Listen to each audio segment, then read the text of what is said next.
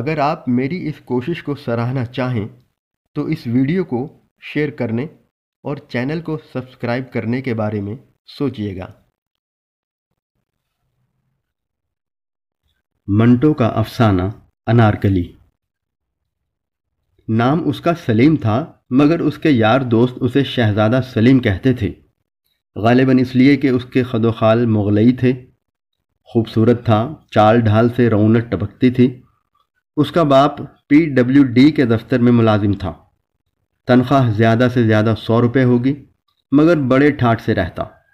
ظاہر ہے کہ رشوت کھاتا تھا۔ یہی وجہ ہے کہ سلیم اچھے سے اچھا کپڑا پہنتا، جیب خرچ بھی اس کو کافی ملتا، اس لیے کہ وہ اپنے والدین کا اکلوتا لڑکا تھا۔ جب کالج میں تھا تو کئی لڑکیاں اس پر جان چھڑکتی تھیں، مگر وہ بے اعتنائی برتتا۔ آخر اس کی آنکھ ایک شوخ و شنگ لڑکی جس کا نام سیما تھا لڑ گئی۔ سلیم نے اس سے راہ و رسم پیدا کرنا چاہا۔ اسے یقین تھا کہ وہ اس کا التفات حاصل کر لے گا۔ نہیں، وہ تو یہاں تک سمجھتا تھا کہ سیما اس کے قدموں پر گر پڑے گی اور اس کی ممنون و متشکر ہوگی کہ اس نے محبت کی نگاہوں سے اسے دیکھا۔ ایک دن کالج میں سلیم نے سیما سے پہلی بار مخاطب ہو کر کہا، آپ کتابوں کا اتنا بوجھ اٹھائے ہوئے ہیں، لائیے مجھے دے دیجئے، میرا تانگا باہر موجود ہے، آپ کو اور اس بوجھ کو آپ کے گھر تک پہنچا دوں گا۔ سیما نے اپنی بھاری بھرکم کتابیں بغل میں دابتے ہوئے بڑے خشک لہجے میں جواب دیا، آپ کی مدد کی مجھے کوئی ضرورت نہیں، بہرحال شکریہ ادا کیے دیتی ہوں۔ شہزادہ سلیم کو اپنی زندگی کا سب سے بڑا صدمہ پہنچا۔ چند لمحات کے لیے وہ اپنی خفت مٹاتا رہا۔ اس کے بعد اس نے سیما سے کہا، عورت کو مرد کے سہارے کی ضرورت ہوتی ہے، مجھے حیرت ہے کہ آپ نے میری پیشکش کو کیوں ٹھکرا دیا۔ سیما کا لہجہ اور زیادہ خشک ہو گیا۔ عورتوں کو مرد کے سہارے کی ضرورت ہوگی، مگر فی الحال مجھے ایسی کوئی ضرورت محسوس نہیں ہوتی۔ آپ کی پیشکش کا شکریہ میں ادا کر چکی ہوں، اس سے زیادہ آپ اور کیا چاہتے ہیں؟ یہ کہہ کر سیما چلی گئی۔ شہزادہ سلیم جو انارکلی کے خواب دیکھ رہا تھا، آنکھیں جھپکتا رہ گیا۔ اس نے بہت بری طرح شکست کھائی تھی۔ اس سے قبل اس کی زندگی میں کئی لڑکیاں آ چکی تھیں جو اس کے ابرو کے اشارے پر چلتی تھیں، مگر یہ سیما کیا سمجھتی ہے اپنے آپ کو؟ اس میں کوئی شک نہیں کہ خوبصورت ہے۔ جتنی لڑکیاں میں نے اب تک دیکھی ہیں ان میں سب سے زیادہ حسین ہے، مگر مجھے ٹھکرا دینا یہ بہت بڑی زیادتی ہے۔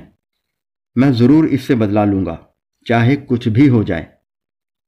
شہزادہ سلیم نے اس سے بدلہ لینے کی کئی اسکیمیں بنائیں، مگر بارآور ثابت نہ ہوں۔ اس نے یہاں تک سوچا کہ اس کی ناک کاٹ ڈالے۔ یہ وہ جرم کر بیٹھتا، مگر اسے سیما کے چہرے پر یہ ناک بہت پسند تھی۔ کوئی بڑے سے بڑا مصور بھی ایسی ناک کا تصور نہیں کر سکتا تھا۔ سلیم تو اپنے ارادوں میں کامیاب نہ ہوا، مگر تقدیر نے اس کی مدد کی۔ اس کی والدہ نے اس کے لیے رشتہ ڈھونڈنا شروع کیا۔ نگاہ انتخاب آخر سیما پر پڑی، جو اس کی سہیلی کی لڑکی تھی۔ بات پکی ہو گئی، مگر سلیم نے انکار کر دیا۔ اس پر اس کے والدین بہت ناراض ہوئے۔ گھر میں 10-12 روز تک ہنگامہ مچا رہا۔ سلیم کے والد ذرا سخت طبیعت کے تھے۔ انہوں نے اس سے کہا، دیکھو تمہیں ہمارا فیصلہ قبول کرنا ہوگا۔ سلیم ہٹ دھرم تھا۔ جواب میں یہ کہا، آپ کا فیصلہ کوئی ہائی کورٹ کا فیصلہ نہیں، پھر میں نے کیا جرم کیا ہے جس کا آپ فیصلہ سنا رہے ہیں؟ اس کے والدین کو یہ سن کر طیش آ گیا۔ تمہارا جرم ہے کہ تم ناخلف ہو، اپنے والدین کا کہنا نہیں مانتے، عدول حکمی کرتے ہو، میں تمہیں آگ کر دوں گا۔ سلیم کا جوش ٹھنڈا ہو گیا۔ لیکن ابا جان، میری شادی میری مرضی کے مطابق ہونی چاہیے۔ بتاؤ تمہاری مرضی کیا ہے؟ اگر آپ ٹھنڈے دل سے سنیں تو میں عرض کروں۔ میرا دل کافی ٹھنڈا ہے، تمہیں جو کچھ کہنا ہے فوراً کہہ ڈالو، میں زیادہ دیر انتظار نہیں کر سکتا۔ سلیم نے رک کے کہا، مجھے ایک لڑکی سے محبت ہے۔ اس کا باپ گرجا، کس لڑکی سے؟ سلیم تھوڑی دیر ہچکچایا۔ ایک لڑکی ہے۔ کون ہے وہ؟ کیا نام ہے اس کا؟ سیما میرے ساتھ کالج میں پڑھتی تھی۔ میاں افتخار الدین کی لڑکی؟ جی ہاں، اس کا نام سیما افتخار ہے۔ میرا خیال ہے وہی ہے۔ اس کے والد بے تحاشا ہنسنے لگے۔ خیال کے بچے، تمہاری شادی اسی لڑکی سے قرار پائی ہے۔ کیا وہ تمہیں پسند کرتی ہے؟ سلیم بوکھلا سا گیا۔ یہ سلسلہ کیسے ہو گیا اس کی سمجھ میں نہیں آتا تھا۔ کہیں اس کا باپ جھوٹ تو نہیں بول رہا تھا؟ سلیم سے جو سوال کیا گیا تھا اس کا جواب اس کے والد کو نہیں ملا تھا، چنانچہ انہوں نے کڑک کے پوچھا، سلیم مجھے بتاؤ، کیا سیما تمہیں پسند کرتی ہے؟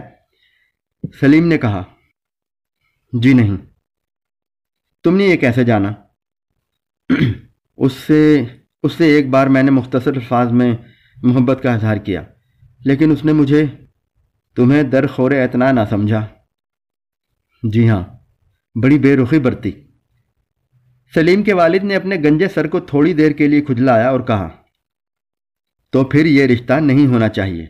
میں تمہاری ماں سے کہتا ہوں کہ وہ لڑکی والوں سے کہہ دے کہ لڑکا رضامند نہیں۔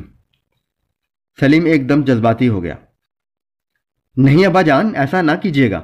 شادی ہو جائے تو سب ٹھیک ہو جائے گا۔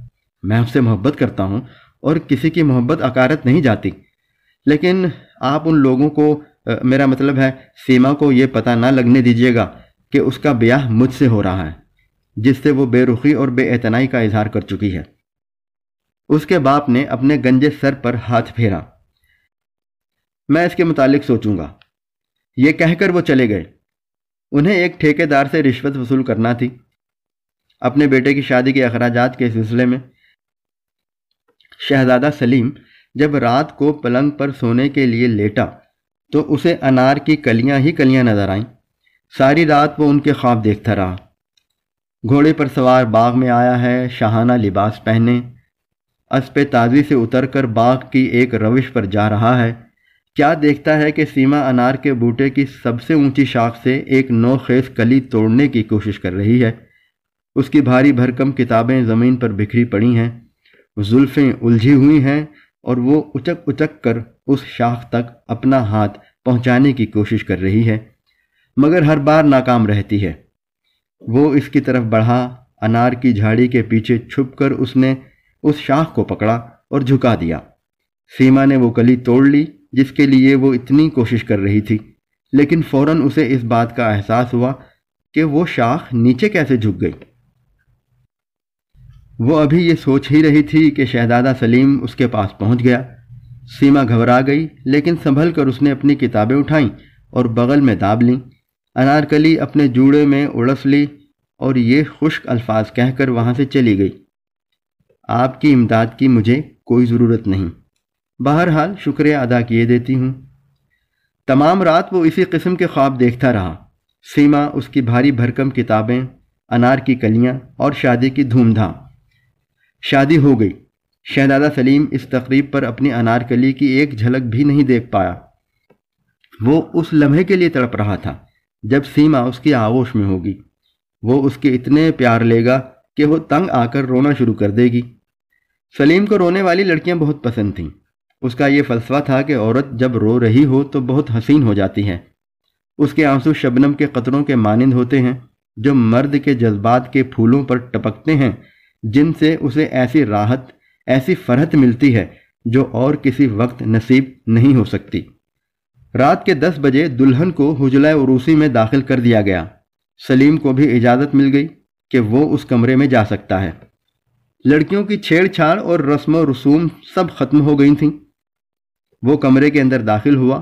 پھولوں سے سجی ہوئی مسہری پر دلہن گھونگھٹ کاڑھے ریشم کی گٹھڑی سی بنی بیٹھی تھی۔ شہزادہ سلیم نے خاص اہتمام کر لیا تھا کہ پھول، انار کی کلیاں ہوں۔ وہ دھڑکتے ہوئے دل کے ساتھ مسہری کی طرف بڑھا اور دلہن کے پاس بیٹھ گیا۔